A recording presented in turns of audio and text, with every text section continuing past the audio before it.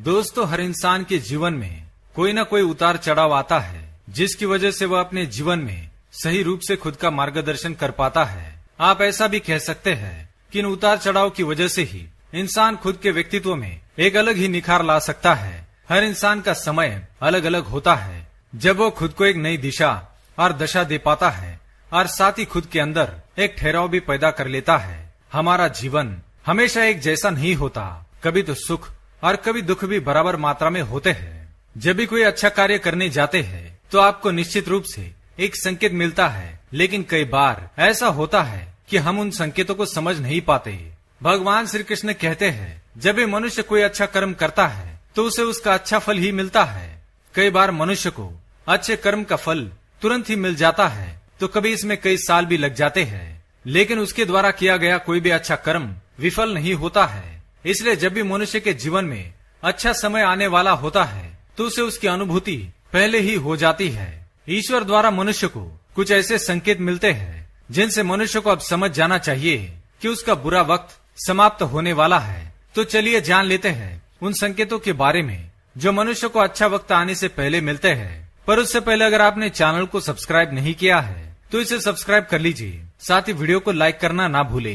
पहला संकेत, भगवान के ऊपर चढ़ाया गया फूल अचानक गिर जाना। इस घटना को एक अच्छे संकेत के रूप में देखा जा सकता है। ऐसा माना जाता है कि अगर पूजा करते समय भगवान के ऊपर चढ़ाया गया फूल अचानक से नीचे गिर जाए तो निश्चित रूप से इसे आपके लिए अच्छा संकेत माना गया है। इसका अर्थ है कि भगवान आपसे प्रसन्न है और आपकी इच्छाओं को पूर्ण करने वाले हैं। दूसरी बात, घर में पशुओं के द्वारा जन्म देना। अगर आपके घर में कोई पालतू जानवर जन्म देता है या पक्षी घोंसला बनाकर अंडे देते हैं तो इसे अच्छा समय आने का संकेत माना जाता है, क्योंकि दोस्तों जन्म होना एक अलौकिक क्रिया मानी गई है और ये ईश्वर के द्वारा बहुत ही शुभ संकेत होता है। इसलिए अगर आपके घर में कोई पशु या चिड़िया बच्चे को जन्म दे तो उसके घोंसले को बिल्कुल भी ना तोड़े।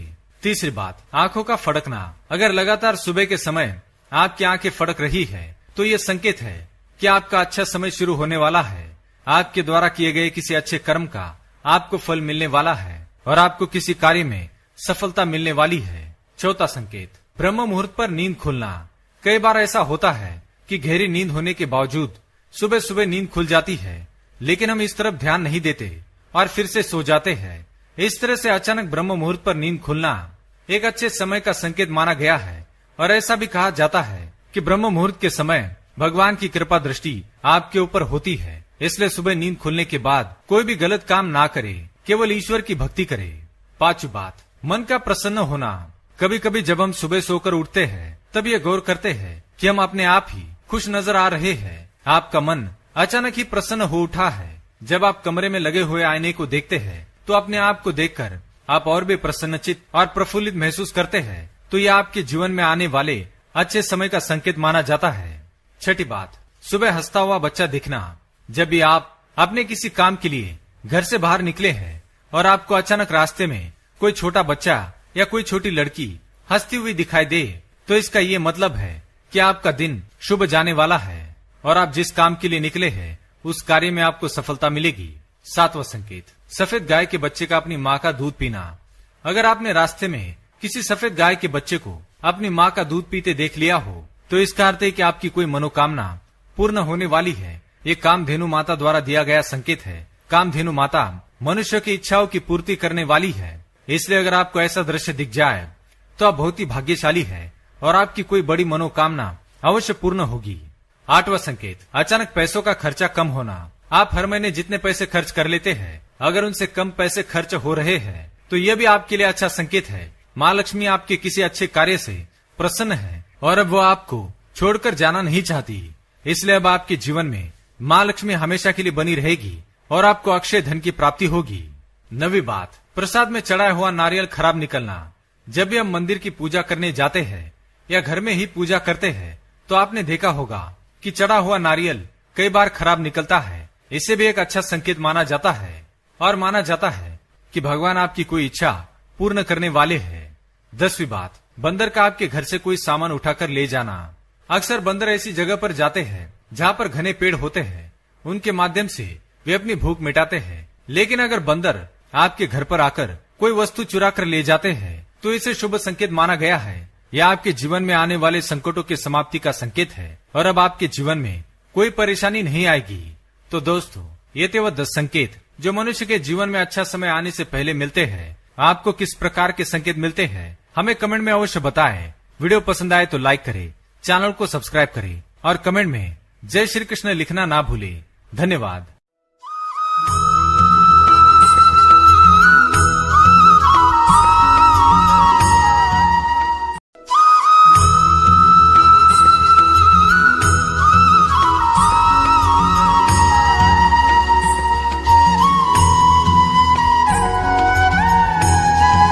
सूर्य संसार में सबसे अधिक तेजोमयी है। ये सूर्य सबसे अधिक उज्जवल, सबसे अधिक शक्तिशाली। किंतु क्या कभी आपने सूर्योदय देखा है? यही शक्तिशाली सूर्य कैसे उदय होता है? लाल अरुण आभा लिए सौम्यता के साथ, शांति के साथ उदय होता है। कभी सूर्यास्त देखा है? वही लाल अरुण आभा, वही सौम्यता, वही शांति। और यही एक महान व्यक्तित्व का गुण है। जब जीवन में उत्थान हो तब भी अहंकार नहीं करते, सौम्यता बनाए रखते हैं। जब जीवन में हानि हो तब भी सौम्य बने रहते हैं। यदि आप भी चाहते हैं कि सूर्य की भांति आपको मान मिले तो सूर्य की भांति बनिए। जब जीवन में आनंद आए, खुशहाली आए, तभी सीमा पार न करें। जब जीवन में पीड़ा आए, दुख आए, नाश के कगार पे न जाए। सौम्य रहे, शांत रहे, सूर्य की भांति चमकते रहे। क्योंकि हर क्षण की भांति ये भी एक क्षण है। चाहे इसमें आपको आनंद मिले, चाहे इसमें दुख मिले, ये क्षण भी चला जाएगा। राधे राधे।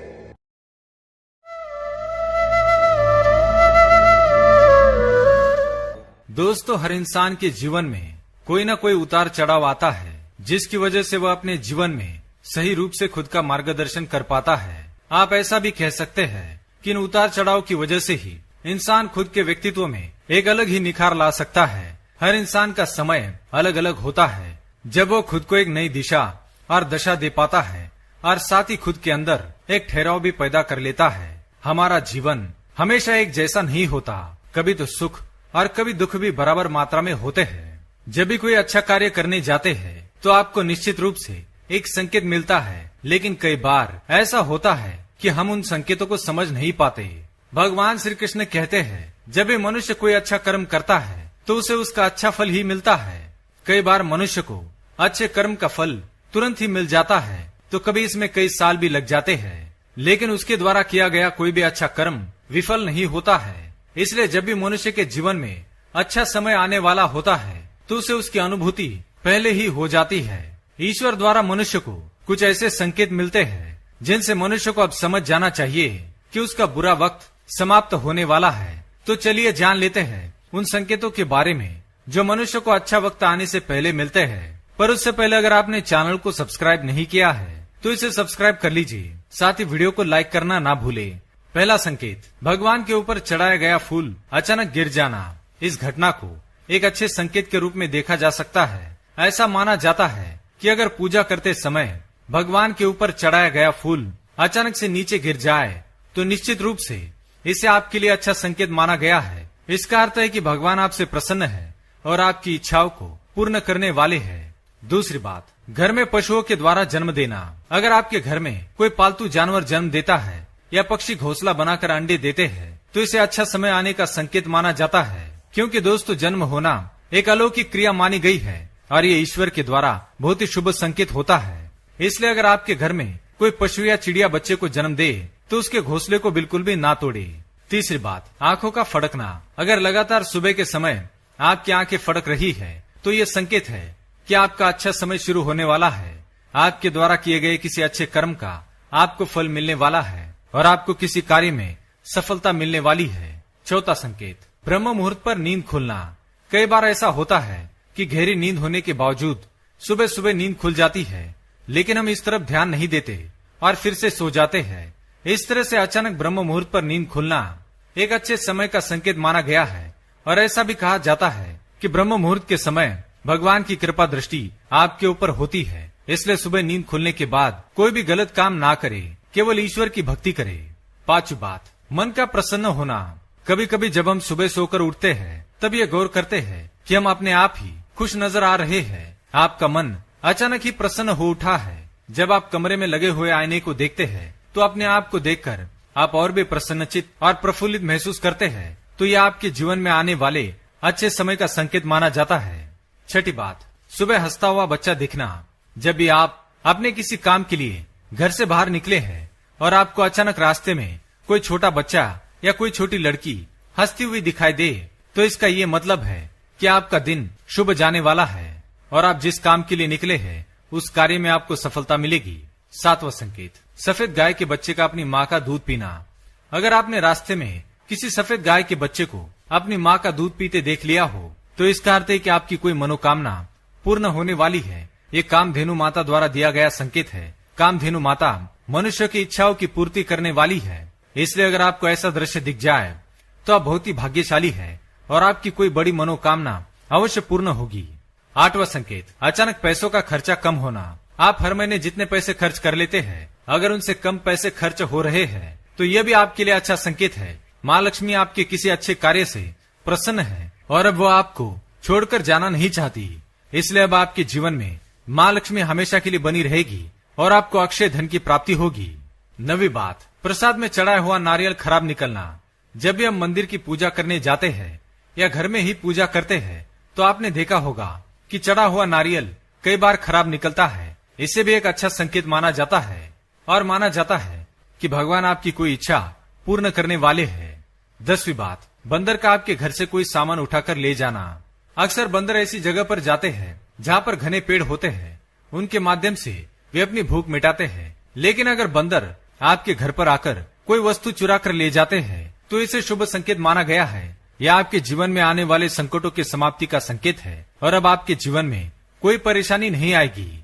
तो दोस्तों, ये थे वो 10 संकेत जो मनुष्य के जीवन में अच्छा समय आने से पहले मिलते हैं। आपको किस प्रकार के संकेत मिलते हैं हमें कमेंट में अवश्य बताएं। वीडियो पसंद आए तो लाइक करें, चैनल को सब्सक्राइब करें और कमेंट में जय श्री कृष्ण लिखना ना भूलें। धन्यवाद।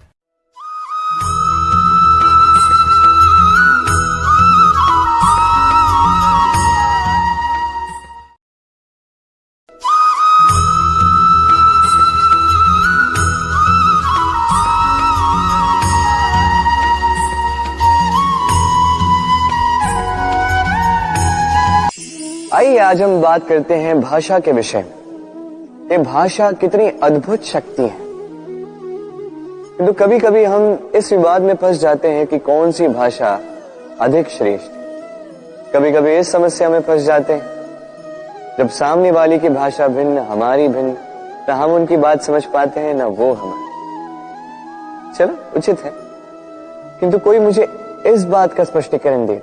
सूर्यमुखी, सूर्य के किरणों की कौन सी भाषा को समझ पाती जो सूर्य के उगते ही वो भी खिल उठती?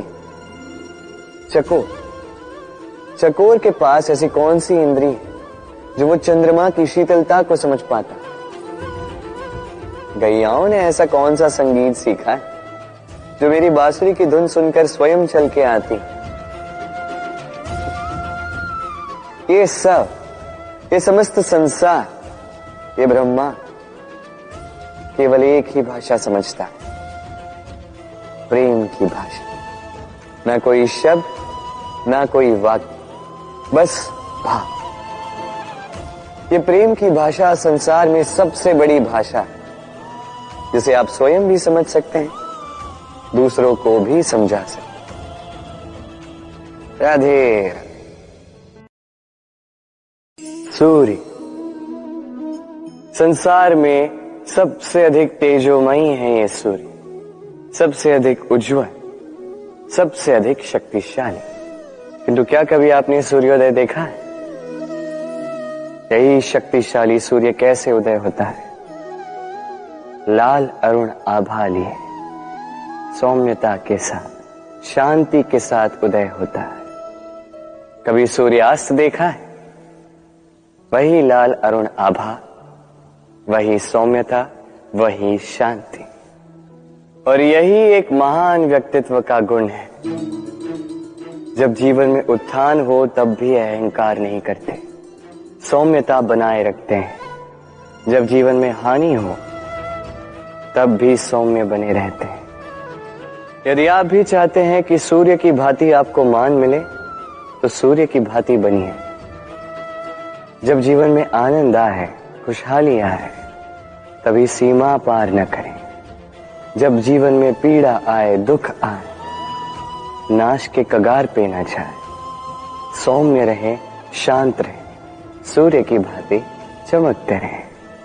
क्योंकि हर क्षण की भांति ये भी एक क्षण है, चाहे इसमें आपको आनंद मिले, चाहे इसमें दुख मिले, ये क्षण भी चला जाएगा। राधे।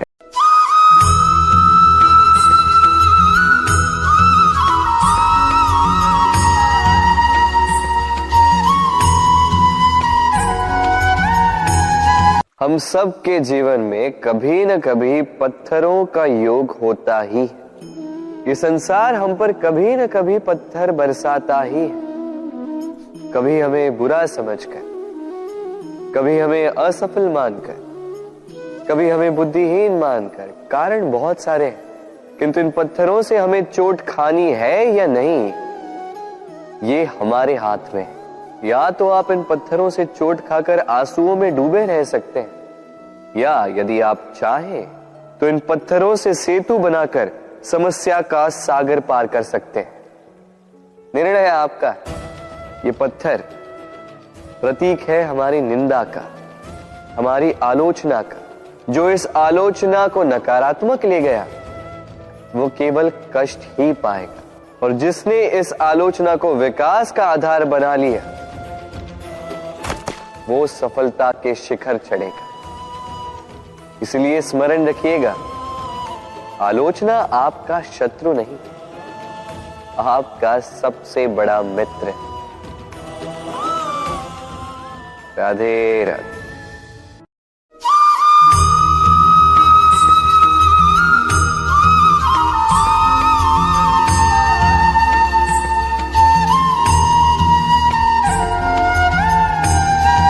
हम मनुष्य जिनसे प्रेम करते हैं उनके लिए सब कुछ करने की चाह रखते हैं। अब जैसे माता पिता को देख लीजिए, अपने संतान के लिए क्या कुछ नहीं करते, जन्म से प्रयास करते हैं कि उन्हें वो सब दे सके जिसकी उसे आवश्यकता है। उसका स्वास्थ्य ठीक रहे, इसलिए उसकी देखभाल रखते हैं, उसकी चिंता करते हैं। आजीवन प्रयास करते हैं, धन अर्जित करते हैं ताकि संतान को एक घर दे सके, ताकि संतान आनंदित रह सके। किंतु इसमें कुछ न कुछ, कहीं न कहीं अनुचित। अब आप पूछेंगे कि इसमें अनुचित भला क्या है? हमें अपनी संतान को कुछ देखकर संतोष मिलता है तो इसमें अनुचित क्या हो सकता है? आप ये नहीं समझ पा रहे हैं कि आपकी संतान को आगे जाके इसी का बहुत बड़ा मूल्य चुकाना होगा। आप ही की संतान को, और किसी को नहीं। जब उसे कुछ पाना होगा वो संतान सर्वप्रथम आप ही को देखेगी। स्वयं परिश्रम करके उसे पाने का प्रयास वो नहीं करेगी, और जब उसे पा न सके तो सबसे अधिक दुख भी आपके संतान को ही होगा। इसलिए यदि संतान को कुछ देना है तो घर नहीं, सीख दीजिए। एक अच्छे चरित्र के निर्माण का प्रयास कीजिए, क्योंकि एक अच्छा चरित्र ही इस संसार में सफलता की सबसे बड़ी शिखर तक पहुंचता है। राधे राधे।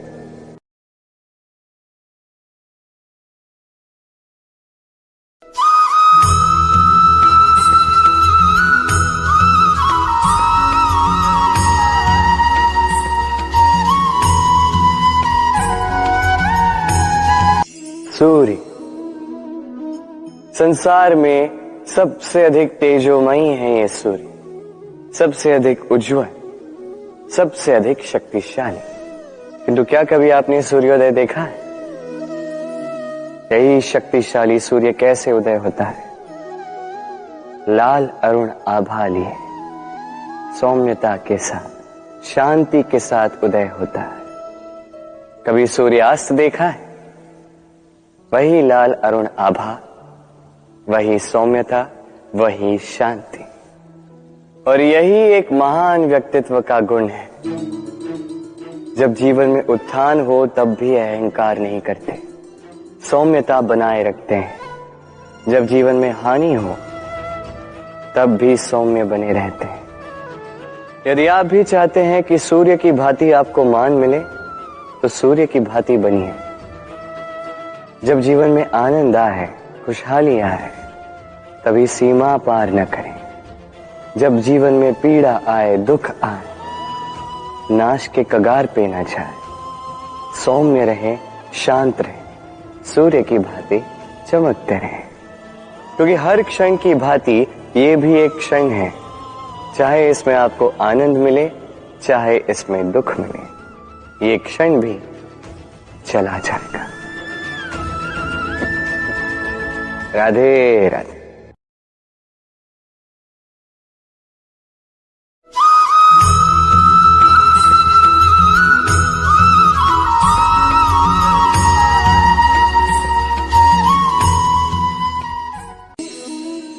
दीपक, इस दीपक को प्रज्वलित करने में किसकी आवश्यकता होती है? बाती, घी, चिंगारी, बस नहीं। वास्तविक सत्य तो यह है कि इसको प्रज्वलित करने में वायु का भी योगदान होता है। वायु जो न केवल हमें प्राण देती है, इस अग्नि को भी प्रज्वलित करने में सहायता करती है। अब देखिए,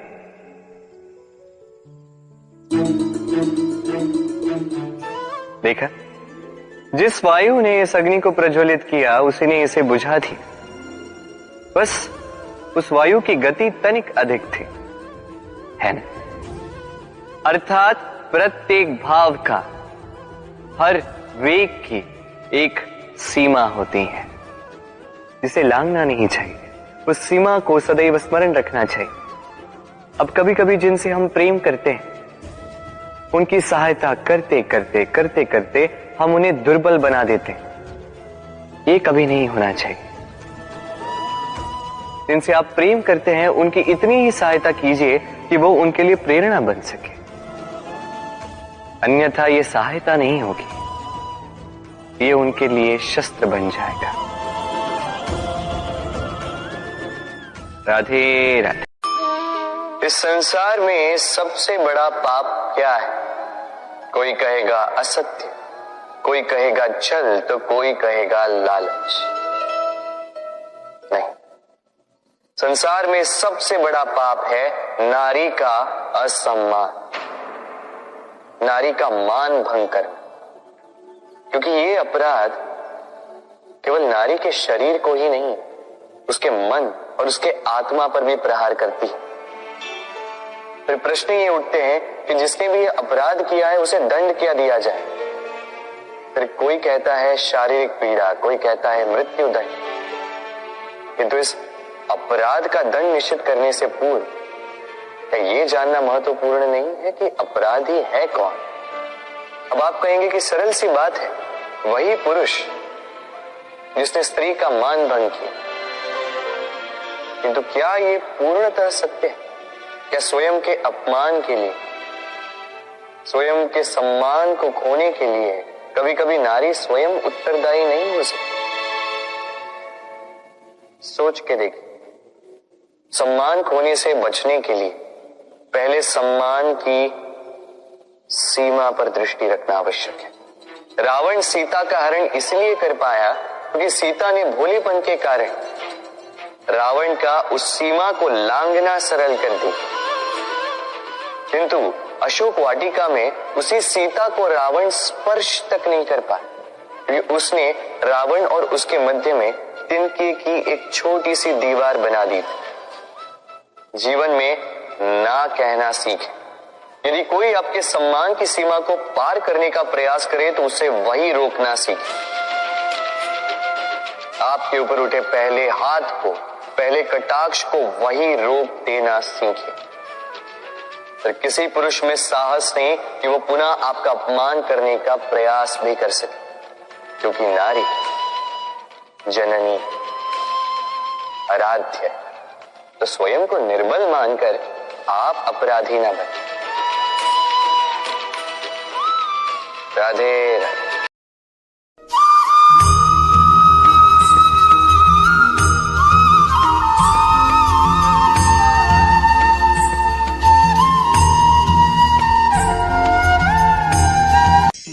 अभिमान, स्वाभिमान, अहंकार, देखा जाए तो ये तीनों शब्द भिन्न भिन्न हैं, किंतु इनका मूल आधार एक ही है, स्वाभिमान।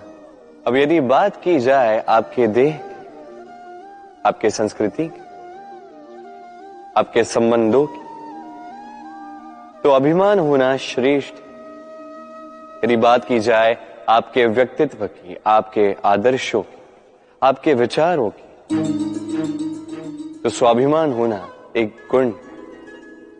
यदि ऐसा कहा जाए कि मैं ये कार्य बिना किसी की सहायता से, बिना किसी के संयोग से कर सकता हूं, तो ये स्वाभिमान और ये उचित।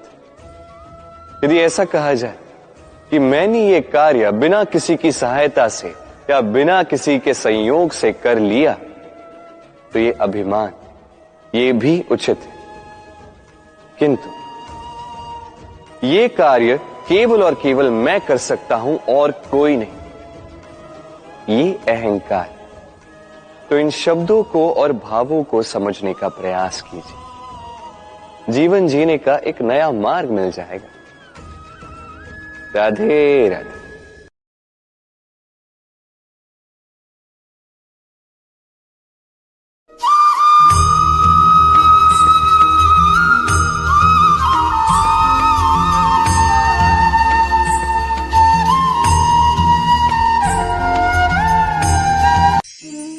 कर्म,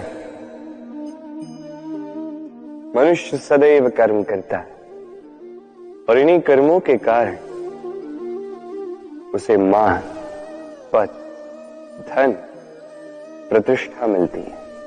अब मनुष्य सदैव प्रयास करता है कि वो अच्छे कर्म ही करता जाए।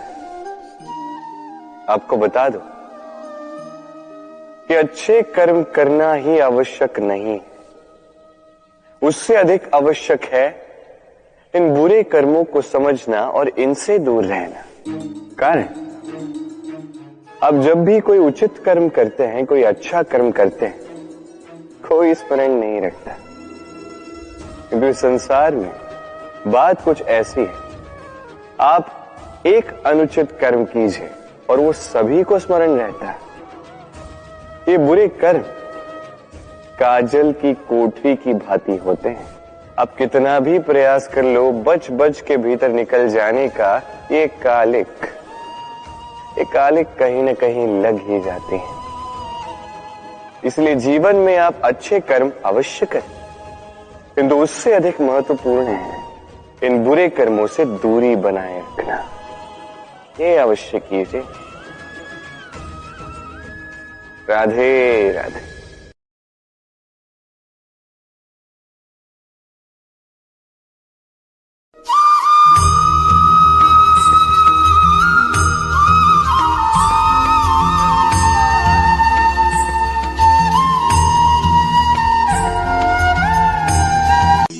लोग कहते हैं मनुष्य अपना भाग्य जन्म से ही लिखवा के आता है, अर्थात यहाँ इस मस्तक पर भाग्य देवता जो है हमारे सारे उत्थान का, हमारे सारे पतन का जो ब्यौरा लिख देते हैं।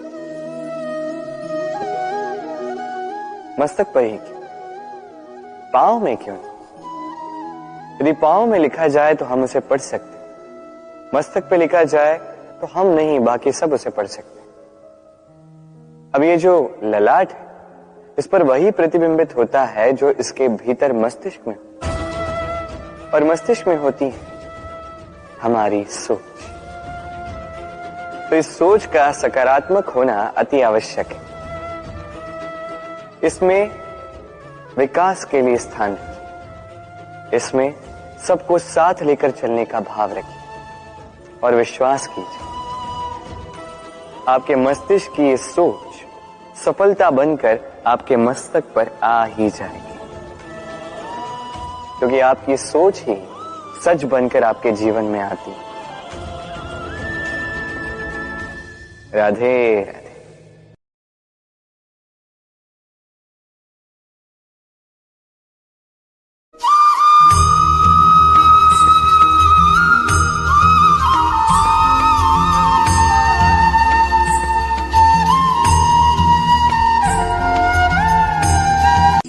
हम सब परिश्रम करते हैं और हमें इसका फल भी मिलता है, किंतु कई बार ऐसा होता है कि परिश्रम हम करते हैं किंतु श्रेय किसी और को मिल जाता है या कोई और ले जाता है। अब ऐसे में हम निराश हो जाते हैं, हताश हो जाते हैं, उसके पश्चात कार्य करने में मन नहीं लगता, हम अपना सर्वश्रेष्ठ योगदान देना ही बंद कर देते हैं। चिंतित रहते हैं कि यदि पुनः मैंने ऐसे ही परिश्रम किए और पुनः इस परिश्रम का श्रेय कोई और ही ले गया तो परिश्रम करके ही क्या लाभ है। और इसका परिणाम ये संसार आपको निकृष्ट मानने लगता है। अब आप पूछेंगे कि ऐसे में करें तो करें क्या। आपको एक बात बता दूं कि यदि आप इस बात की चिंता ही न करें कि आपके परिश्रम का श्रेय किसी और को जाएगा तो आप इस संसार में महान से महान कार्य कर सकते हैं, हर बार स्वयं से ऊपर जा सकते हैं। और ये सीढ़ी बड़ी लंबी है। स्मरण रखिएगा, जब किसी बगीचे में पुष्प खिलता है तो लोग माली को श्रेय देते हैं, किंतु जब सुगंध आती है तब लोग माली को नहीं पुष्प को स्मरण करते हैं। इसलिए निर्विकार प्रयास करते रहिए, परिश्रम करते रहिए, आपको श्रेय अवश्य मिलेगा। भले ही लोग आपको श्रेय देना भूल जाए, कि प्रकृति कभी नहीं भूलती। राधे राधे।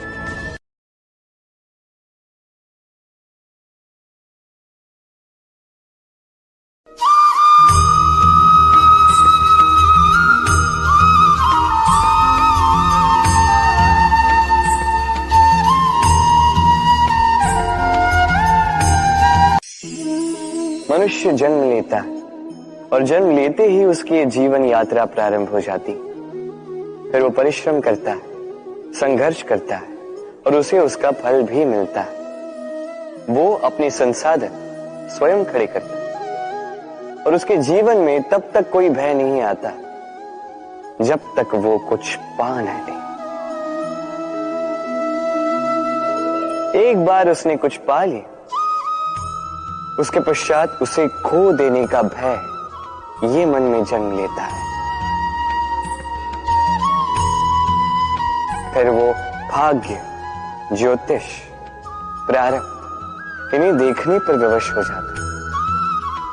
मैं आपसे एक प्रश्न करता हूं, आप इस संसार में जब आए क्या लेके आए थे जो आज खो दोगे? कुछ नहीं। आपके वश में आपके जीवन के केवल वो पल है जो आपके हाथ में, अन्य कुछ भी नहीं। आपके हाथ में है आपके घर। जो जीवन में भाग्य से निराश नहीं होते, जो असफलताओं से टूटते नहीं, वही इस जीवन में विजयी होते हैं। मुझे बताइए, जब आपके पास कुछ नहीं था तब आपने क्या किया? परिश्रम किया, संघर्ष किया और वो सब कुछ पा लिया जो आप पाना चाहते थे। तो आज सब पा लिया है तो भय किस लिए? क्या ये संसाधन आपको परिश्रम करने से रोकते हैं? नहीं। इसलिए अपने हाथों की रेखाओं में अपना मार्ग कभी ना ढूंढे, क्योंकि संसार में जिनके हाथ नहीं होते वो भी निश्चय से अपना स्वयं का प्रारब्ध स्वयं बना लेते हैं। आप किस बात की चिंता करें? राधे राधे।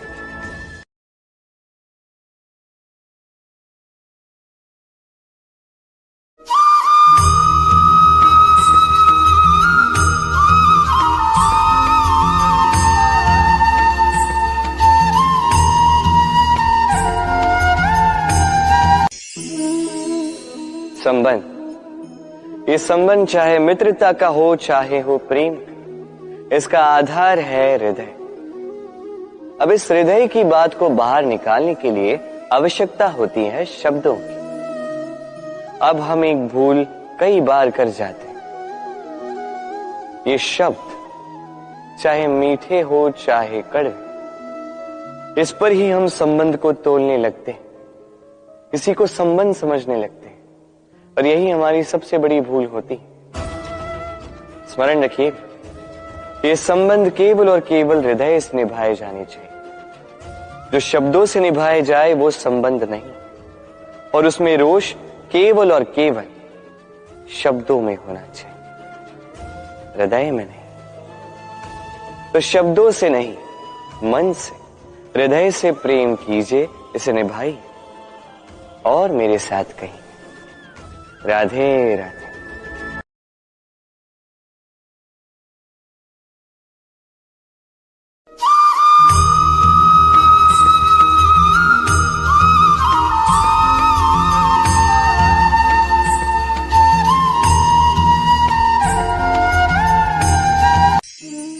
कर्म। मनुष्य सदैव कर्म करता है, और इन्हीं कर्मों के कारण उसे मान, पद, धन, प्रतिष्ठा मिलती है। अब मनुष्य सदैव प्रयास करता है कि वो अच्छे कर्म ही करता जाए। आपको बता दो कि अच्छे कर्म करना ही आवश्यक नहीं है, उससे अधिक आवश्यक है इन बुरे कर्मों को समझना और इनसे दूर रहना। कारण, अब जब भी कोई उचित कर्म करते हैं, कोई अच्छा कर्म करते हैं, कोई स्मरण नहीं रखता, क्योंकि संसार में बात कुछ ऐसी है, आप एक अनुचित कर्म कीजिए और वो सभी को स्मरण रहता है। ये बुरे कर्म काजल की कोठरी की भांति होते हैं। अब कितना भी प्रयास कर लो, बच बच के भीतर निकल जाने का ये कालिक कहीं न कहीं लग ही जाते हैं। इसलिए जीवन में आप अच्छे कर्म अवश्य करें, किंतु उससे अधिक महत्वपूर्ण है इन बुरे कर्मों से दूरी बनाए रखना। ये अवश्य कीजिए। राधे राधे।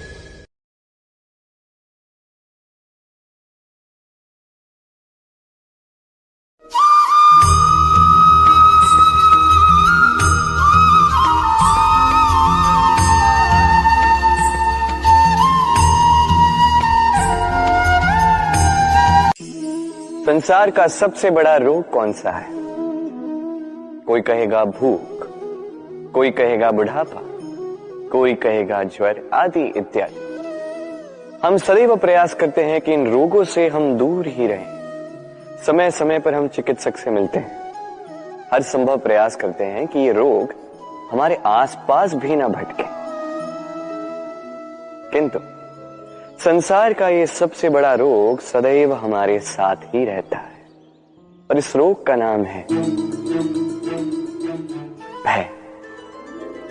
किसी भी बात का भय, लोग क्या सोचेंगे इस बात का भय, यदि मैंने ये किया तो क्या होगा इस बात का भय, यदि मैंने ये नहीं किया तो क्या होगा इस बात का भय, आदि इत्यादि। देखा जाए तो प्रत्येक व्यक्ति के मन में एक भय है जो उसे पीड़ा देता है। अब ये भय करता क्या है? आपकी शक्ति को, आपके आत्मविश्वास को, आपके व्यक्तित्व को मिटा देता है।